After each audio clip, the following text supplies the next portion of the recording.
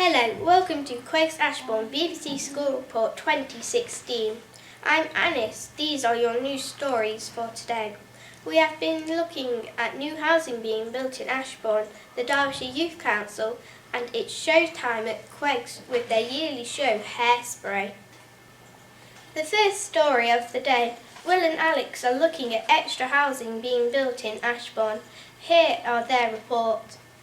Thank you, Anis. I'm here on the airfield at the site of the new housing development. This is where nearly 400 new houses are going to be built.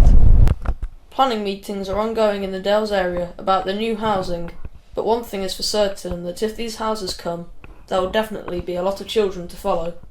We've been talking to the head teacher of QEGS and the chair of governors at Osmaston Primary School. So, how do you think the new housing developments will impact the school?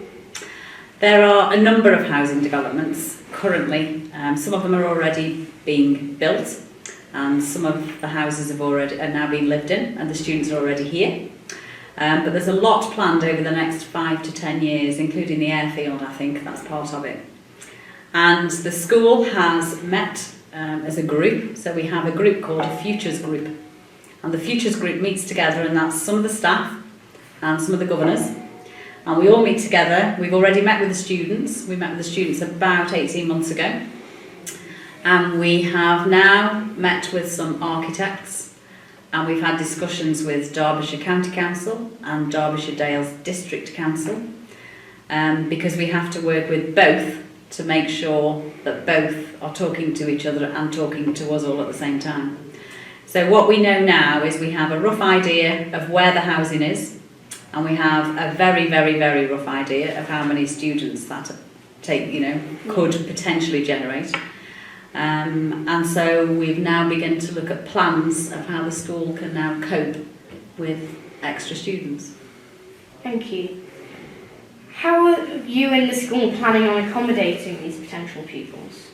So one of the main things that we've looked at is basic classroom space. And we think that we're going to need probably between 6 to 8 additional classrooms. So our first priority has been to look at the sixth form. We've already got lots more sixth form students than we used to have about 3 or 4 years ago. And we've got more wanting to come to our sixth form this September. And that's because students have to stay on in school now till they're 18. And so more and more of our students are gaining the entry requirements, and they're choosing to stay on here. So we've looked at our sixth form, and we've got architects to look at drawing up some plans of how we could extend the sixth form site. There are plans that have been discussed about this main site, but really what we've got to look at on this site is maintaining what we've currently got. And our focus and our priority area really is to, if we can, expand on the sixth form. Okay. Are there any restrictions in what we can do on the current QEGS site?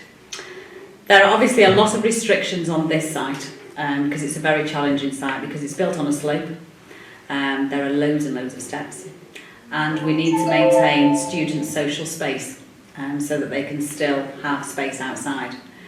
But the best space really to look at, we think, is down that sixth form area. And we've looked at even not making the current footprint bigger, as in wider, but actually looking at potentially putting another storey on the back of what are already new classrooms. So that's kind of where our head was at. That means then that we can still have all the playing fields, all the astro, and all of those areas are all protected then, so we don't lose any of the space that we need for students. Absolutely. How will you manage relations with the local community? Well, once we've got to the process of going for planning permission, that's when we'll start and talk to the community. It doesn't impact on any of this site, so it is only down that bottom end, if you like. And really, when you look at the houses and the community around there, it doesn't really impact that great amount. What we've got to look at, though, is transport. And we've got to look at the impact, because it's already difficult start of school and end of school when you've got the amount of traffic going through the town. But we also know that in the town, the 3 schools in the town are going to become primary schools. So Parkside is now a junior school, that's next door to our sixth form. That's going to become a primary school, as is Hilltop and St Oswald's. So that will also have some changes. So there's a lot going on, an awful lot going on. It's quite exciting. How do you think the new houses will impact Osmaston Primary School? Well, there is a proposed development on the Ashbourne Industrial Estate, which is in our catchment area, the school's catchment area at Osmaston Primary School. I believe the proposal is for 367 houses, I think, up there. And so with that amount of new housing, there's going to be quite a few extra pupils of a primary age that will need schooling. It being our catchment area, one would think that lots of those pupils or their parents will be applying to send their children to our school. So we are going to have to deal with that. Yes, we have talked about it in governors' meetings, and obviously at the moment the housing development hasn't taken place, but we do have to consider it for the future, and we have come up with various ideas about what will happen. Okay, thank you.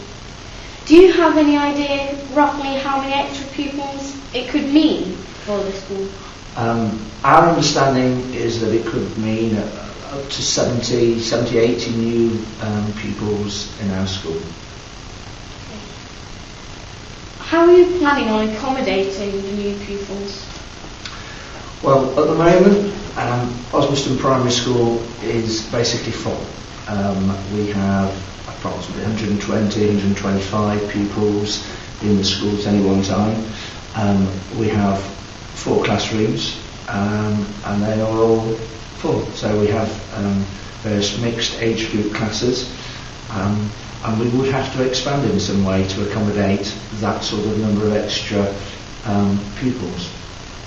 Are there restrictions in what you can do on the current site? We are in a conservation area. I believe our building is a listed building, so in order to do any further building we would need to get various approvals sorted out. The site itself is limited. We have certain buildings there which, as I say, are full, and we have certain grounds which we use for sports facilities and playgrounds. To expand on the site would mean either biting into our current play facilities, or we would need somehow to acquire some more ground so that we could develop. Whether we could join up, there has been a proposal that maybe we could share facilities with a local church, or that we might be able to get some extra ground off the local estate. So there's a couple of options, but it would definitely mean that the school would have to build some extra accommodation. Okay. And how will that be financed? Again, it's our understanding that as part of the proposed development, any developer would have to contribute financially towards education. And I've seen a figure of sort of £800,000 would be required from the developer, but that wouldn't just be for primary education, that would be for, well, I'm not sure about that. I think the figures are slightly unclear whether that is for the education in general or just for the primary education. But obviously we will be looking to the local authority or the developer to help fund any future building works. Well, thank you for your time, Mr. Bailey. These houses are definite, but one thing definitely isn't, and that's how people will react to all these houses. Alex and Will, BBC School Report 2016. Back to you in the studio, Anis. Now here is Catherine talking about the Derbyshire Youth Council and how they make a difference. Hello, this is school reporter Catherine reporting on the Big Vote in Derbyshire. The Big Vote is a campaign where each school selects one member to represent them. Each member is aged between 11 and 18 and takes ideas from their school to the key decision makers. The vote itself is only part of the journey where each person, hoping to make it to the council, campaigns for their name to be accepted. They put their name forward in school and each student votes for who they think should become the councillor. Here, from Queen Elizabeth's Grammar School in Ashbourne, is candidate Megan. So Megan, why did you choose to run for the role of youth councillor? Partially because I want to make myself more confident and give other people an opportunity to stand up and voice their opinions, views and ideas. Do you feel confident you're going to get this role? Half and half, because people have come up to me and said, oh, I voted for you, and then the other people have said, no you didn't, you voted for the other one. So, And do you think this has been an easy campaign? at the start of it, it's hard to get your ideas going and like have a fixed point on what you want to do and like what you want to campaign for.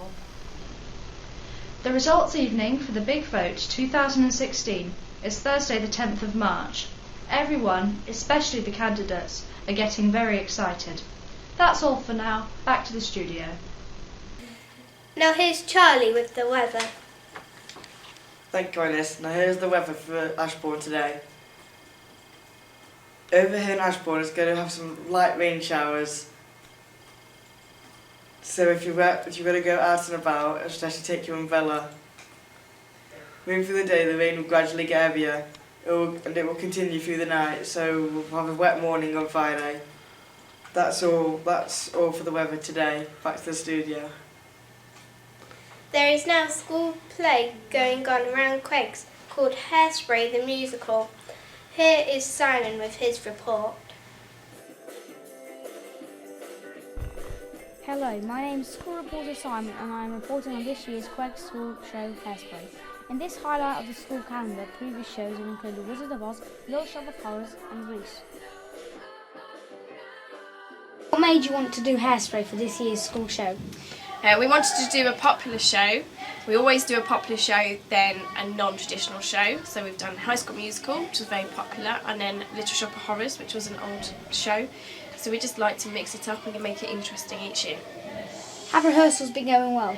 Rehearsals have been going exceptionally well. We've got a lot of interest this year. We've got about 80 performers in the school show this year, so it's been quite difficult managing 80 people. But everyone's been turning up to rehearsals, and then we have lots of rehearsals during the day and then after school. So they've been going really well, and we're just about ready for next week's production. What made you want to play one of the lead characters? So from a young age I've liked performing. Always wanted to do it since I did my little school productions in primary school when I was little. So once I got into year 8 and I'd built my confidence in my first year, I got into the show, started doing it then. Why do you think you're suited for the role of Seaweed? I got asked to actually do that role. I didn't actually audition for this role. I auditioned for Link, the other role. That's being played by Christian Verne. Although, because I was considered to be a good singer, they asked me if I'd do Seaweed, so I said yes. Have you ever forgotten your lines during rehearsals? Numerous times, yeah, and it still happens now, a week before the show. I've had a horrible thing in year 10 in We Will Rock You, where I'm actually on stage on the Thursday night. I completely forgot my lines and we had to improvise a little bit. It went unnoticed, but it's happened before, yeah. Is it difficult doing all the singing and dancing? Singing and dancing at the same time is very difficult, yeah. It's involves a lot of energy and a lot of output, and you sort of after the scene you come off stage and you're sort of panting and you really are struggling to breathe. Are tickets selling fast? Tickets have sold extremely quickly. Friday and Saturday are sold out. Wednesday and Thursday there's still plenty of tickets, so people can still come and get them. What can we expect from the school show? The school show, you would always expect an amazing performance where the students look like professionals, and it's very clean and polished, and it's a good night out. It's very likely that Hairspray has proven to be one of the most popular shows so far. It will be performed on the 16th and 19th of March 2016. The link to the tickets can be found on the school website. Be quick though, as they are selling out fast.